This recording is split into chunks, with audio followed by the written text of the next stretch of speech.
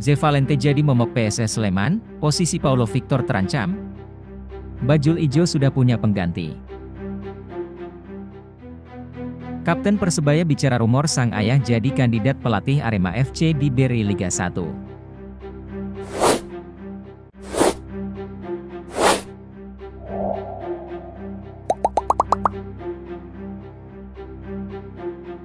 Zevalente jadi momok PSS Sleman. Berikut berita Persebaya hari ini populer. Zevalente jadi momok PSS Sleman dan posisi Paulo Victor yang makin dipertanyakan. Berita pertama hari ini ada Zevalente yang akan reuni melawan mantan timnya yaitu PSS Sleman. Di laga sebelumnya, pemain asal Portugal itu berhasil menjadi momok bagi Super Elja. Kemudian berita kedua ada Paulo Victor yang performanya dipertanyakan musim ini. Berdasarkan catatan musim lalu, Persebaya selalu dominan atas tim berjuluk Super Elang Jawa tersebut. So Yamamoto CS berhasil menyapu bersih 2 kali kemenangan di 2 pertemuan musim lalu. Pertemuan pertama di Stadion Maguwoharjo, Sleman berakhir dengan skor 1-0.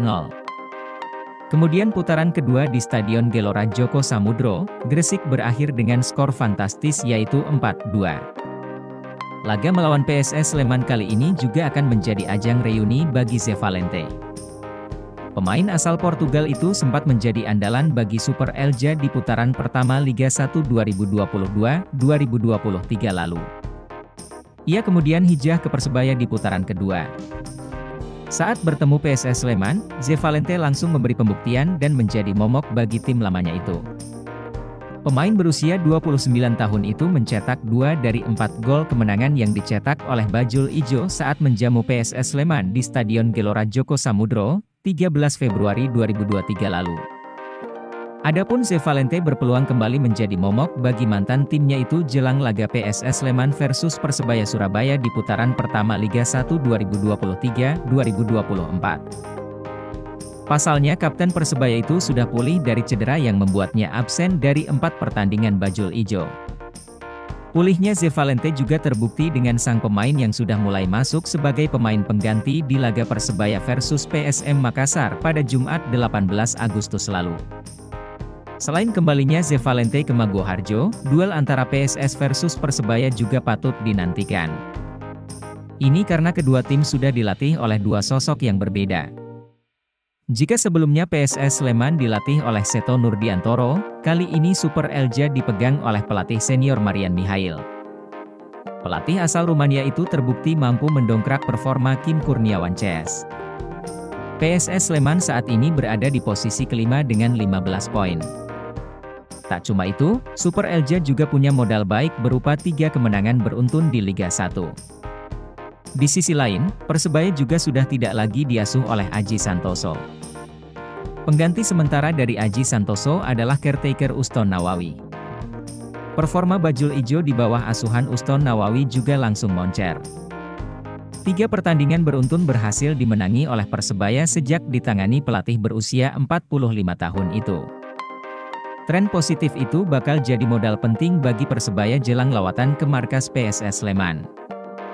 Adapun laga PSS Sleman versus Persebaya Surabaya bakal digelar pada Sabtu 26 Agustus mendatang.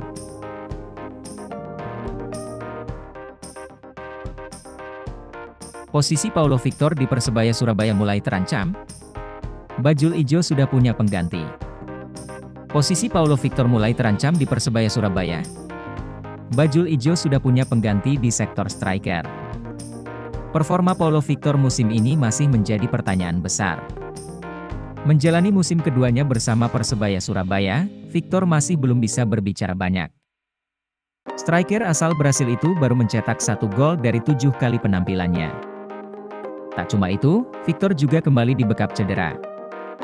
Permasalahan cedera Victor ini memang sudah dihadapi Persebaya sejak merekrut ex-Visa HFC pada pertengahan musim lalu. Tetapi penampilan moncernya dengan torehan 7 gol dan 2 assist dari 15 pertandingan membuatnya diganjar dengan perpanjangan kontrak. Kemudian yang terbaru pemain berusia 28 tahun itu mendapatkan cedera di laga melawan Persita Tangerang, 12-8 lalu. Kemarin sudah di MRI, ada strain memang, sangat disayangkan, strainnya grade 1 di otot paha sebelah kiri, kata dokter tim Persebaya, Dr. Ahmad Ridhoy. Victor juga disebut akan absen setidaknya dalam 1-2 minggu mendatang.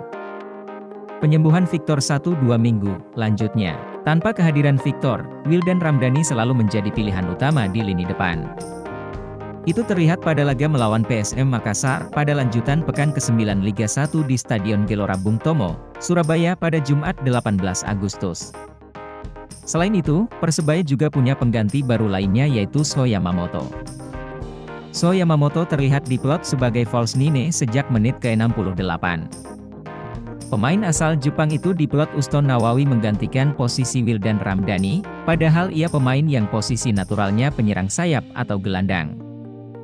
Keputusan Uston Nawawi dipertanyakan karena saat bersamaan Persebaya selalu diserang.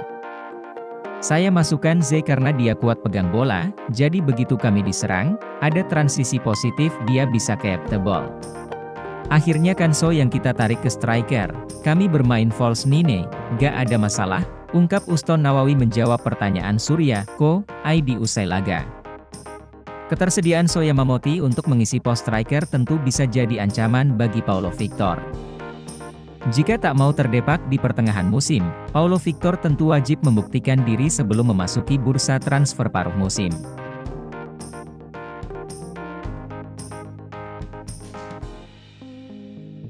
Kapten Persebaya bicara rumor sang ayah jadi kandidat pelatih Arema FC di BRI Liga 1. Rivalitas dalam keluarga banyak menghiasi persaingan BRI Liga 1 2023-2024. Hal ini melibatkan Kapten Persebaya Surabaya, Z Valente, dengan sang ayah Fernando Valente. Fernando Valente kini sedang dirumorkan bakal menangani Arema FC yang notabene adalah rival Persebaya. Pelatih berpaspor Portugal itu bahkan sudah tiba di Indonesia dan menyaksikan pertandingan Singoedan. Fernando Valente kedapatan hadir saat Arema bermain imbang 2-2 kontra Persija Jakarta di Stadion Patriot Candrabaga, Bekasi, Minggu, 20 Agustus 2023. Rumor ini semakin berembus kencang, namun belum ada pernyataan resmi dari manajemen Arema. Z Valente pun angkat bicara soal kabar ini. Dia juga sudah tahu bahwa ada rumor yang mengiringi kabar ayahnya bakal menjadi pelatih Arema. Lantas, apakah Fernando Valente memang akan menangani Singoedan? Saya mendengar beberapa rumor tentang itu. Tapi, saya tidak bicara mengenai hal itu. Saya bermain untuk Persebaya, saya hanya bicara soal Persebaya dan pekerjaan saya, bukan Arema, kata Z Valente kepada awak media, Senin, 21 Agustus 2023. Z Valente mengaku masih kerap berkomunikasi dengan ayahnya. Menurutnya, Fernando banyak mengikuti perkembangan sepak bola Indonesia sejak dia mulai berkarir pada musim 2022-2023 bersama PSS Sleman. Dia tahu banyak hal tentang Liga 1. Dia selalu mengikuti pertandingan saya, dan beberapa pertandingan dari tim lain. Saya bermain di sini, dia suka mengikuti perkembangan Liga 1, ucapnya. Biasanya dia hanya mengirim pesan setiap sebelum pertandingan, mendoakan saya, meminta saya menikmati pertandingan. Bukan soal taktik atau lainnya. Hanya pesan singkat setiap sebelum pertandingan, imbuh pemain berusia 29 tahun itu. Jika benar-benar menukangi Arema, Fernando Valente bakal memiliki tugas yang berat.